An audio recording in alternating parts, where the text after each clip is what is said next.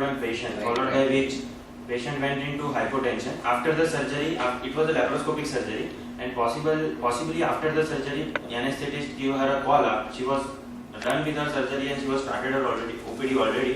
Anesthetist called that patient is not coming out of anesthesia. Then EPG was done and it was CO2 retention associated with falling pH and hypotension. So it was probably the carbon dioxide which was filled up in the peritoneum cavity to operate the uterus was leaked out in the circulation. It's kind of a known complication, but followed by which patient developed hypotension. Patient was shifted to an ICU, which is JCC, Jamnagar Critical Care Unit, and then after for 2 days, patient was given vasopressors in full dose. On the second day, patient became conscious, but BP never came up. Then they were shifted to Rajkot Sterling. Rajkot Sterling, they have continued treating the same, but explained grave prognosis. Followed by which patient expired at Rajkot Sterling. Relative demanded for a post-mortem, and the post-mortem report came that patient died due to excessive vasopressor therapy.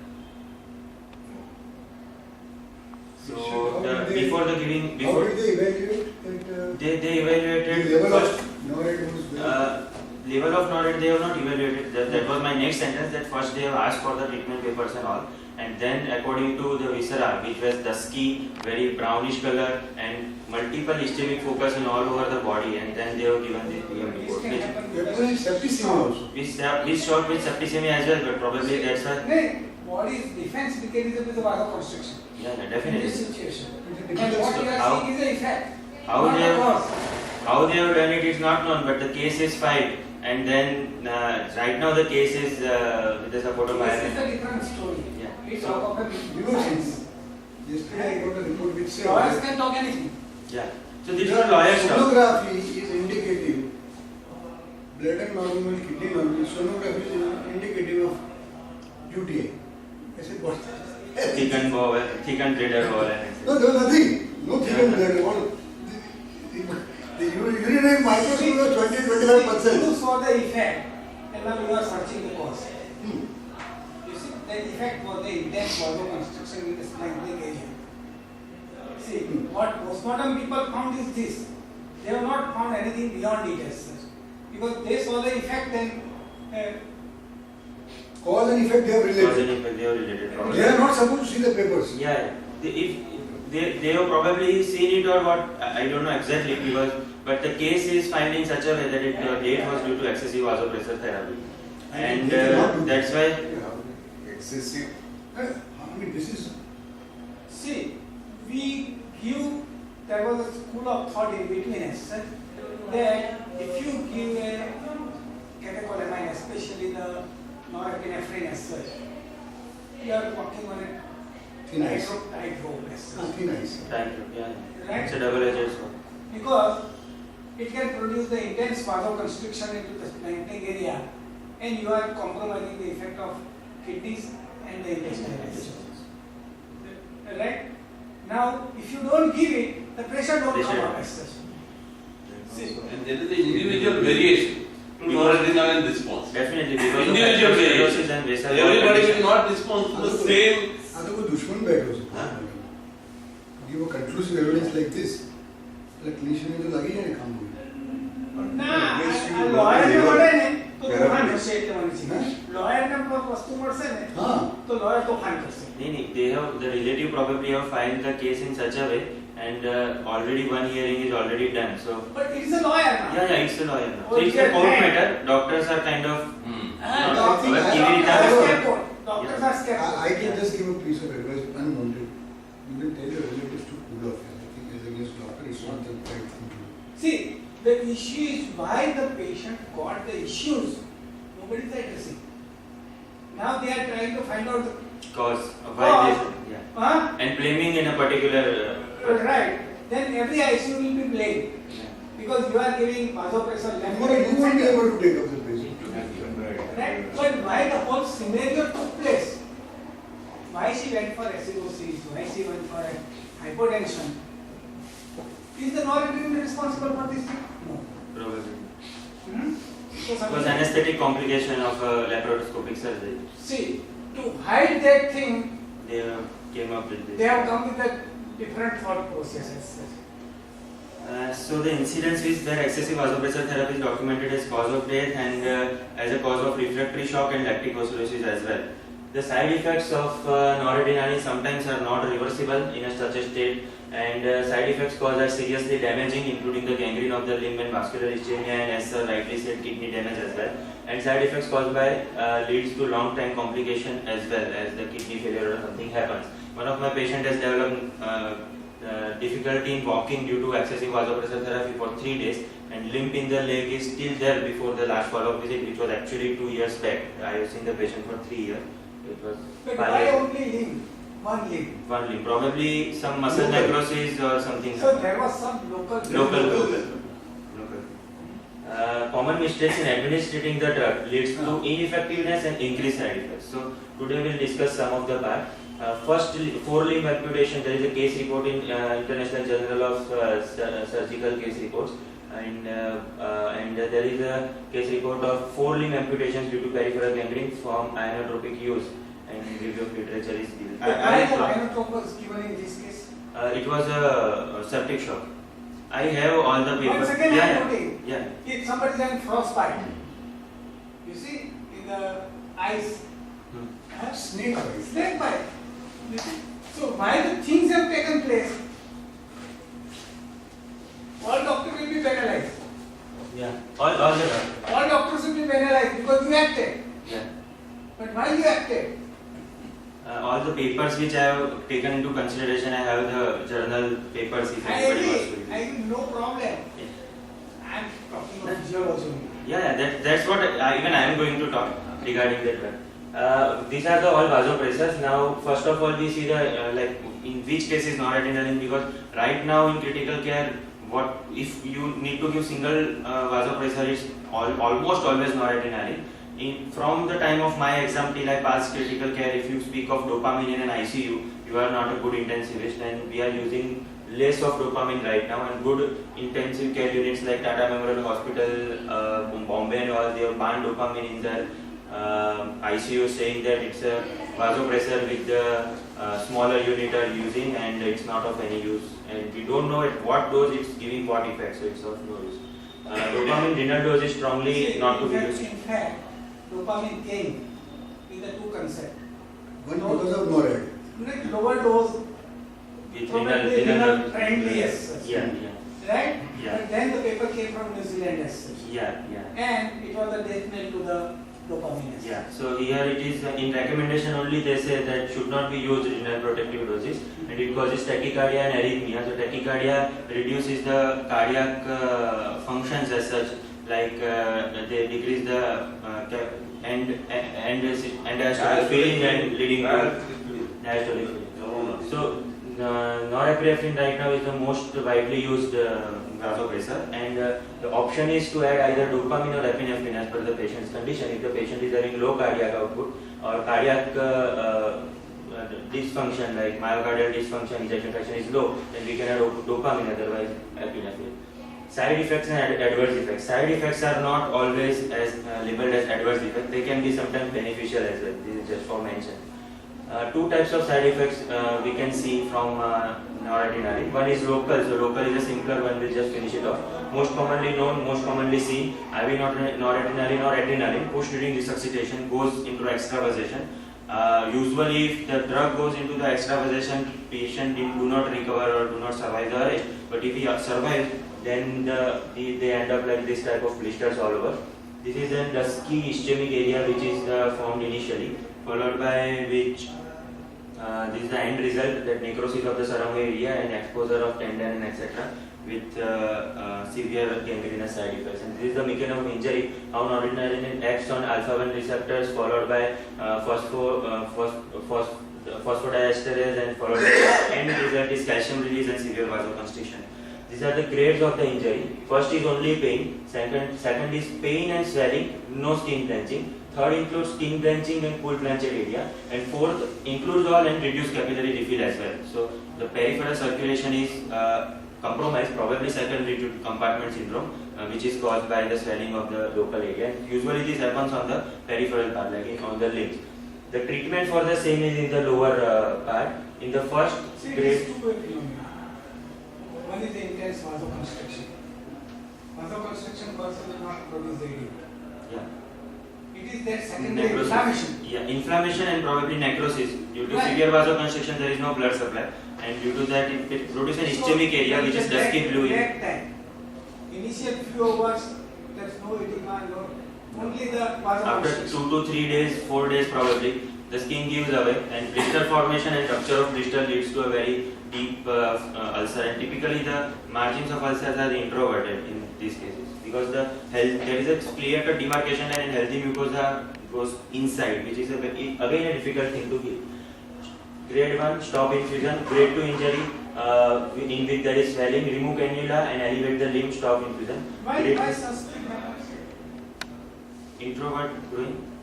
Probably there is a clear-cut one demarcation line from the ischemia and the non-ischemic part. And when the ischemic part goes away, the non-ischemic healthy region tries to move inside the ulcer and it goes in. This is probably my kind of explanation. I Because don't there know. are three kinds of ulcers when I have studied it.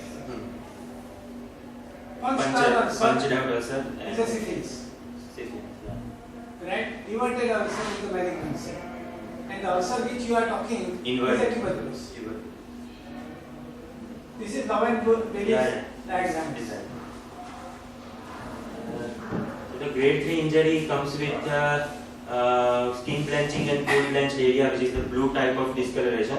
We have to irrigate the astringent agent like hyaluronidase or phentolamine with normal saline, continuous irrigation, and we have to remove all the constricting tabs, and we have to elevate the limb. In grade 4 surgery, we have to photograph the lesion for regular follow-up, as well as we might have to consult plastic surgery specialist because there is reduced capillary leakage as such. So we have to go for maybe release of compartment syndrome also.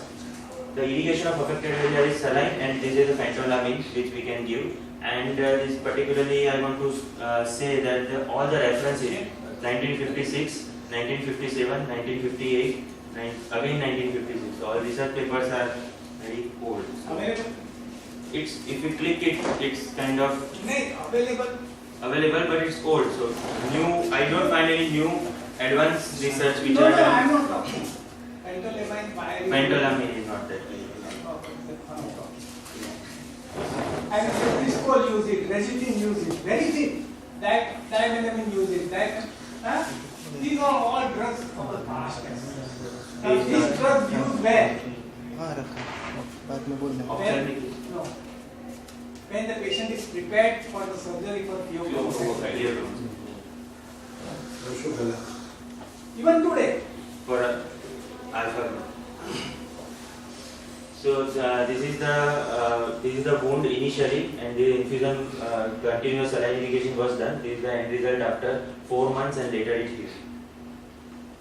Extravasation of injury by noradrenaline, a case report and description of treatment options. BMJ case reports well recognized but still overlooked norepinephrine extravasation. And systemic side effects of noradrenaline. So this is about hypotension and lactic acidosis and all the main part of the presentation. First of all, hypotension, if it occurred every time, we should not start with noradrenaline. This is very clear. First of all, we have to rule out hypovolemia. Even the guideline says that we have to resuscitate with fluid first, and if BP doesn't come up, then only we can go with noradrenaline. We must rule out acidosis time and again. Many times critical care medicine is more dependent on lab than clinical observations these days, and thrust is a common sign for hypovolemia as well as for acidosis. Advanced acidosis presents with severe thirst. Side effects are prominent, where effects are not. Water irresistibly.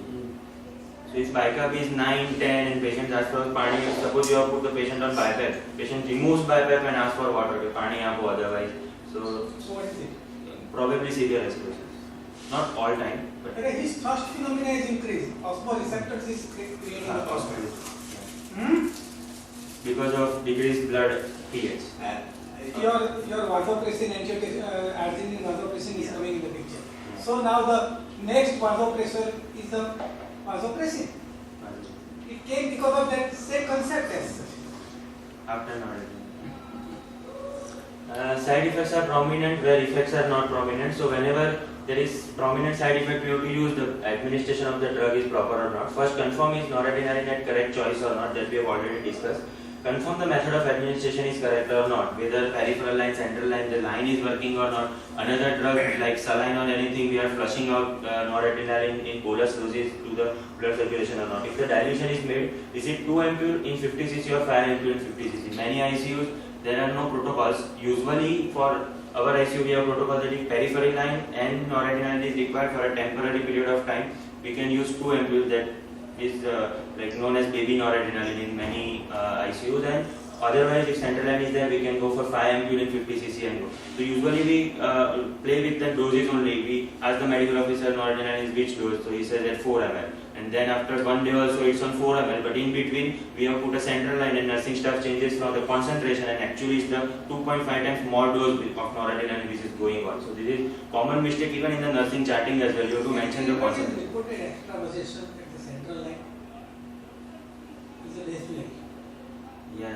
No, but I don't find. Yeah, But if and central line see is the- proper. Extravasation I am talking. Yeah. And आपको bundle क्या these patients can survive. These I don't think the patient can survive. If the noradrenaline is made with 5% dextrose, then the carrying capacity of the molecule to the interstitium is better than the normal saline. It's recommended to be made with 5% dextrose. Is the extension tubing applied? Almost all the ICU patients, they have a tubing from the IV line or central line, and it's a single tube, and after that 2 or 3 bivalves are attached. So that's an important thing. I think in following slides we'll discuss it in detail. Is piggyback drug administration done? If piggyback drug administration is done, is it reacting with noradrenaline or not reacting? Like calcium gluconate and magnesium, they are nasty drugs. Even calcium, potassium chloride as well, KCl also. And is the same extension is used to deliver state drug when ordered? Suppose the patient is revived from cardiac arrest, and you get an EBG done, and already patient is on 20 ml of noradrenaline, which extension tubing and all. Then you advise according to the EBG report that give 100 ml bicarbonate. The same line is used to give bicarbonate that flushes out the noradrenaline, so it will give 1 or 1.5 ml of state bolus of noradrenaline to the body, followed by which for a half an hour or so there is no noradrenaline. That results in sudden rise in blood pressure, followed by fall and again arrest. Roller coaster effect. Pendulum like Roller positive to coaster. negative, roller coaster effect, we can say.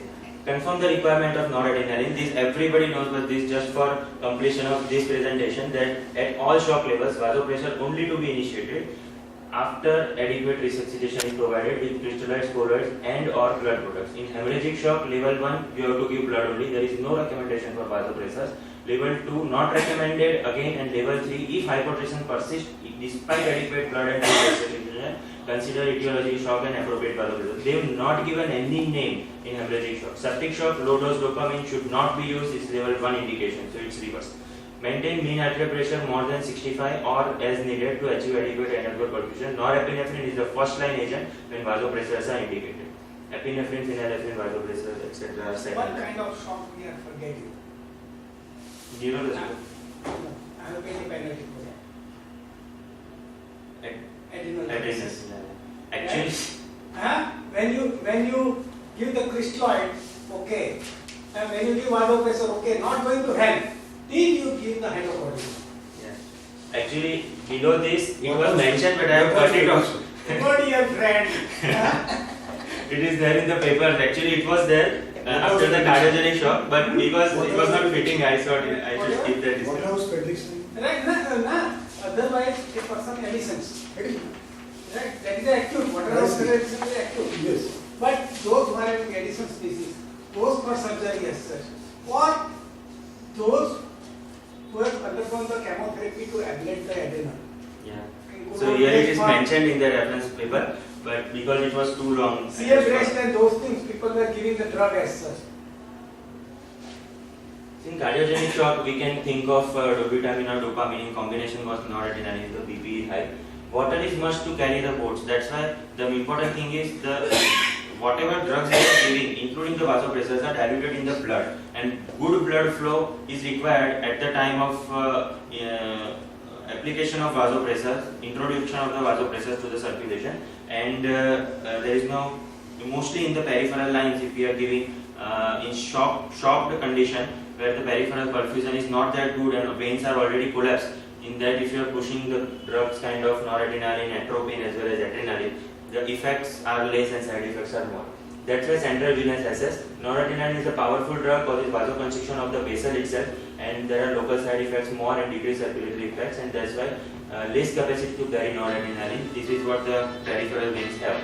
And practical viewpoint can start with noradrenaline. We have already discussed about baby norad, which is made up of 2 ampules of noradrenaline. So there is little less dilution and more saline flushed with noradrenaline, and we have to give it with infusion pump as well. And we can give it 100 ml vial also, and through the 500 ml also, but that gives more fluid to the body. You can't sail in dry river. This is the same which I tried to explain. And you can't sail a battleship in the river. The battleships are important for war. If we lose a battleship or it's not sailed properly, it will affect the security of the nation probably, and that's why in our case it's the patient's life. Now the important thing is the photograph of the gentleman Riva-Rocky, who has invented this blood pressure cuff, and this is probably the first initial photographs of the blood pressure measurement. And still we are utilizing the blood pressure measurement in the same way with the systolic and diastolic values. Almost more than 100 years are there. No change till transduction arrived, and the concept of mean BP now is becoming popular. Transduction is nothing but the conversion of medical energy of pulse wave into electrical energy, which can be displayed graphically. Just for other part of this is the alphabet of Brahmi Lipi, which was the very oldest Lipi from which all the language is derived, and we can see this letter here, and it is known as the. And even after thousands and thousands of years, it still remains the same. So there is a saying that "da jivo rayo." You have not changed over the period of time. So this is what has happened probably with the blood pressure. See, here the concept is, at least I have not understood what is the meaning of hypertension. Hypertension. What is the meaning of blood pressure also I have not understood. The Probably reason perfusion. the reason is your surrogate markers are changing. If in good old days, if you go to the Vaidya, look into the heart pulse, he will say that his blood pressure is raised. See, his surrogate marker was pulse. Tension, force, volume, and condition of arterial wall and those things. In first MBBS, what has been taught as such. Right? Then the sphygmomanometer came as such. Then came mean pulse pressure. Then central aortic pressure came as such. Then nocturnal dip came as such. It means that variant of the physics is being given to us as such. And it is the physics which is governing the law. The effective functional compatibility we don't know. Right, we do not know. See, that's the whole issue. There's a very famous saying in Gujarati. Mani in Masio. Every day you have a new theory coming in. It means Same story is that. माँ मरी गई होगी तो माँ थी मुँह तारी मारी उसको माँ एक्चुअली नहीं है Glucocentric से lipocentric से we do not know. At least I have not understood. કે પેશન્ટ ની આજુબાજુ કીડીઓ ફરે ને એને આપણે ડાયાબિટીસ કહીશું કે યુરિનમાં સુગર છે ને ડાયાબિટીસ કહીશું કે બ્લડ સુગર રેઝ છે કયા ટાઈમે રેઝ છે Most of the times our patients are challenging us, and sometimes rightfully so. Sometimes they make oral comparisons, but they are right also. Each has his own set of experiences to tell us. See, the reason I am putting, okay, I have the William Gordon this time. Person who is lawyer for hypertension. And this is digressing from this. And he told that he is running a hypertension units in a Brigham and Women. In Harrison, he has written the chapter. He told that I was sitting 40 years back, 50 years. A patient came, a truck driver from trans-state. So, from the New York to the California, he will take the drug as such. And I found his high blood pressure, 40, 50 years back. And then he came to me as said, I gave the pill. those days. After a month he came, I increased the dose of the pill. I changed the pill. The same thing happens for 6-8 months. One day he asked me, Doc, do you know my problem? I think you don't know my problem. See, have we faced such problems to us that you are doing the juggleries?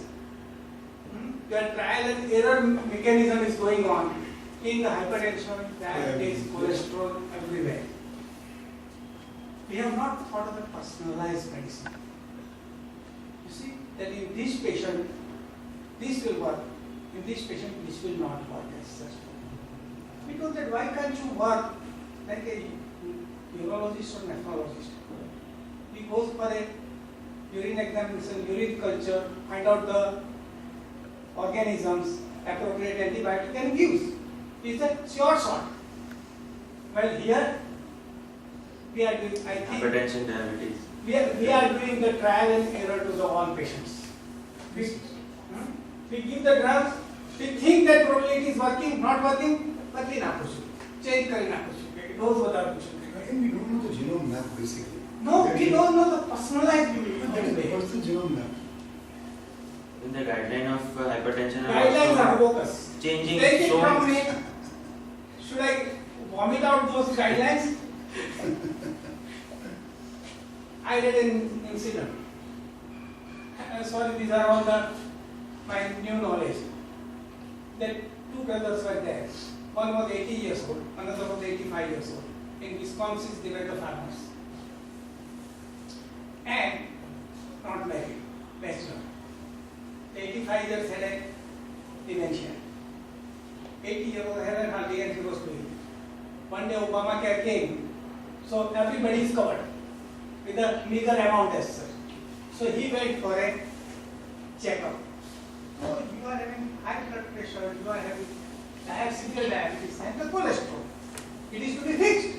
Guideline says that you are supposed to fix it as such. Give the drug. After 3 months again, it was not under control according to the guideline. Increase the dose, change the drug as such. Never came under control. And one day, in the morning, he had a fall, had a fracture neck tumor. He went for fixation. And then he had post-surgery delirium, and he went for a nursing home care. Nursing home. Right?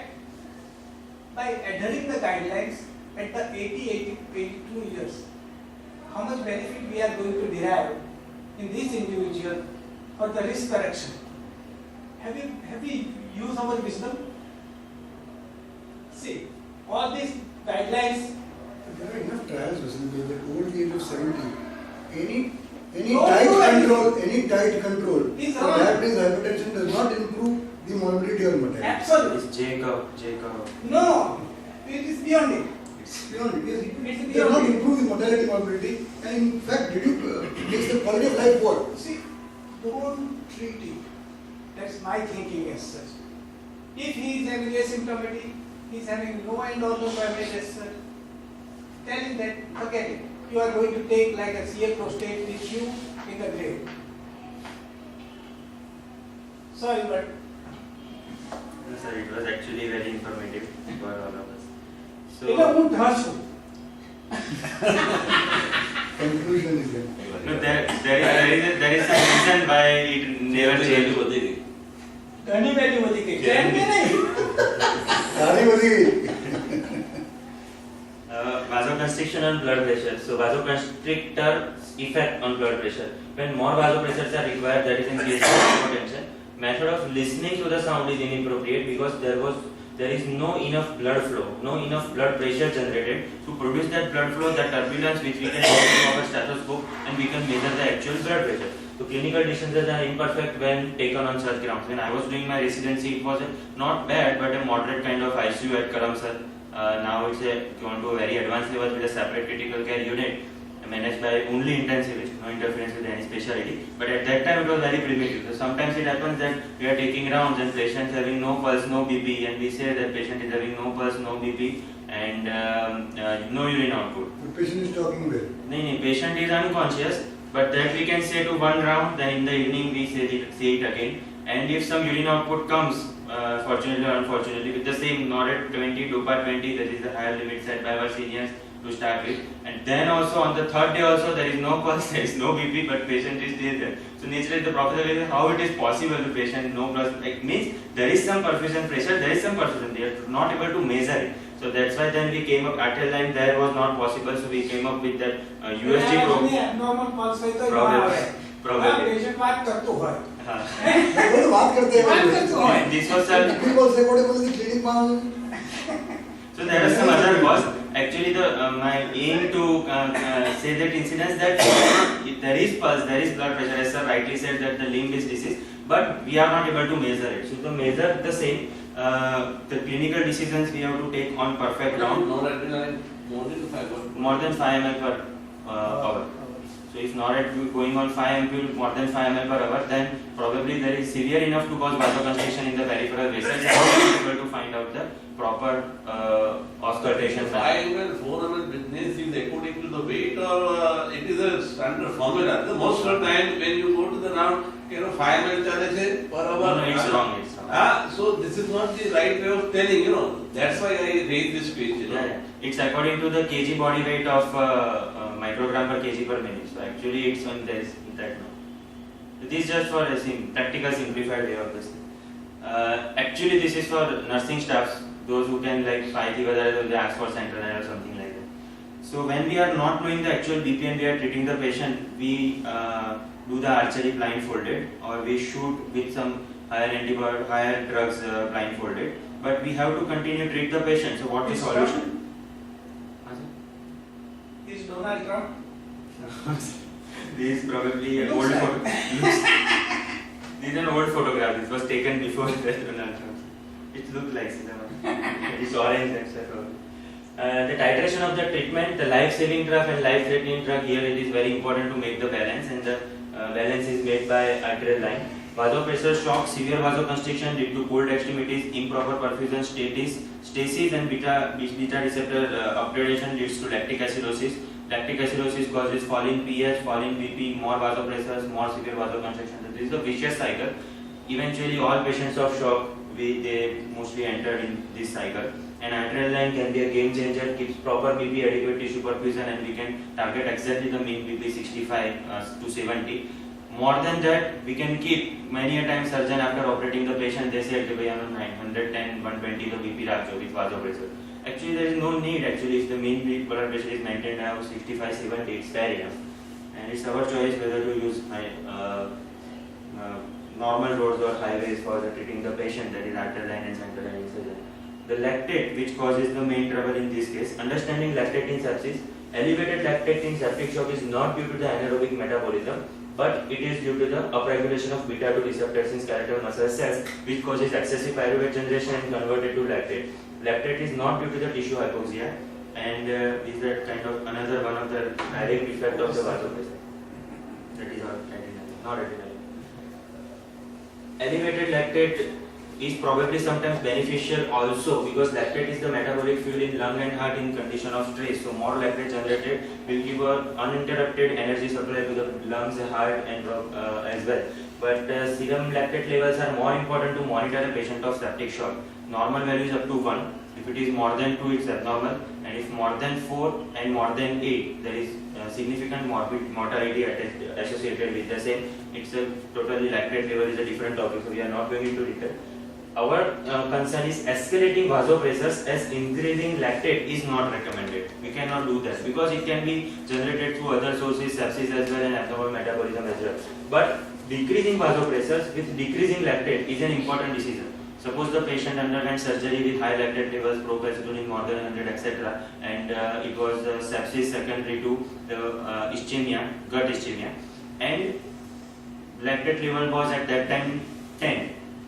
Then patient's blood pressure was stable, patient remained stable, we are giving same dose of noradrenaline, say 10 microgram per kg per minute, or and then lactate is improved from 10 to 8, 10 to 6, then we can, with that same BP, same blood pressure and same urine output, we can slowly start decreasing the vasopressor. as the condition is improving. Like RBS, ABG, lactate analysis are done bedside in intensive care unit. There is a machine available for the same, like credit card. You can insert the cartridge, put a drop of blood, and you will come to know the lactate level.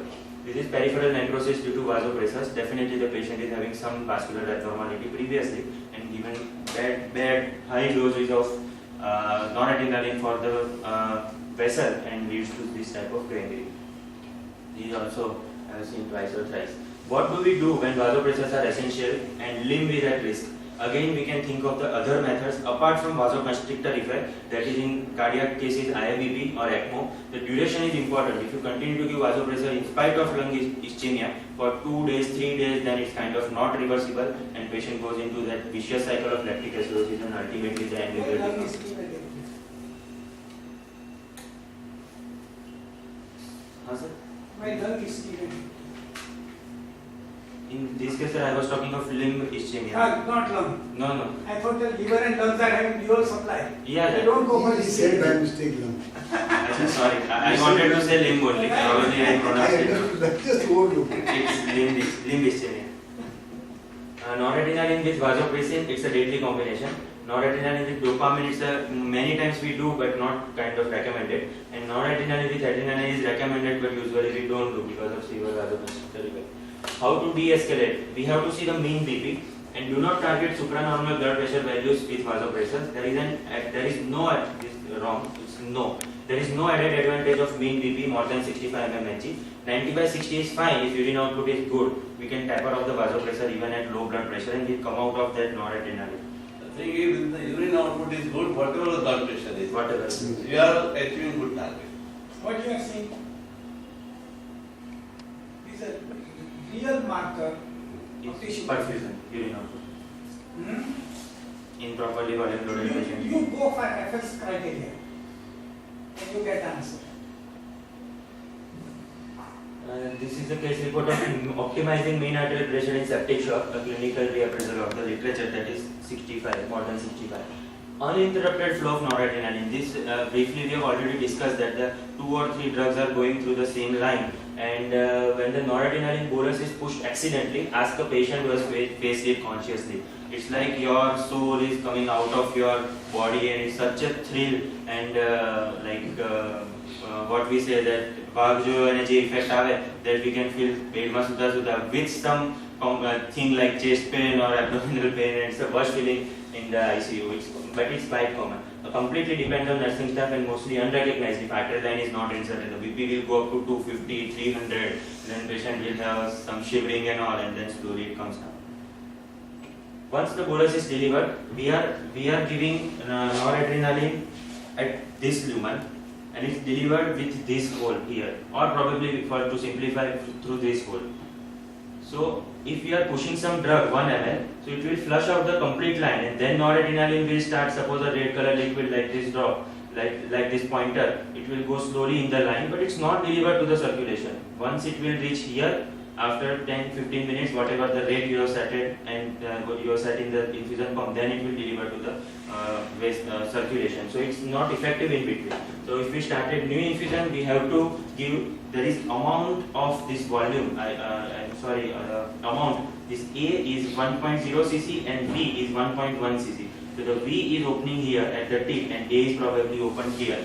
So that is the amount which is written on the line. We have to look into it and we have to give that much bolus so that it directly reaches the circulation at the same point when we start the infusion. This is a stagnant volume. Stagnant volume or dead volume which we Dead volume.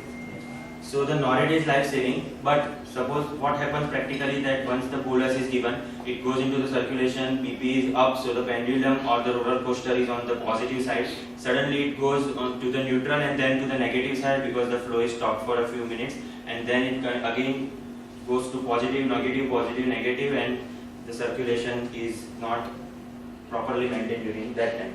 Long-term noradrenaline effects are similar to chronic stress. It's a part of flight and flight reflex, and the autonomic nervous system goes kind of in a chronic state, and patient develops loss of concentration, irritable, apathy can be due to that, and there are associated intracellular calcium deficiencies as well. How long can you use? Is there any criteria to 5 days, 7 days? There are no criteria, but after 3 days we can see that if we keep the same, because practically the patient's internal metabolism and internal environment doesn't remain same over the period of time. So whether That to is either the patient improves or goes, one or two. See, the problem with your work category is the tachyphylaxis. so after not it's not as Say easily dose seen is not working. after you 3 have days. Yeah, tachyphylaxis. that's definitely. So we end up increasing the dose. The take home message is correct time to start, correct drug to start, in fact, correct timing to start, correct method to administer, correct monitoring of the effects, correct identification of side effect, probably in case of lactic acidosis, correct de-escalation and correct treatment for extravasation whenever it's needed. Everything is correct, then the patient is safe. Thank you. Thank you. Good. Thank you.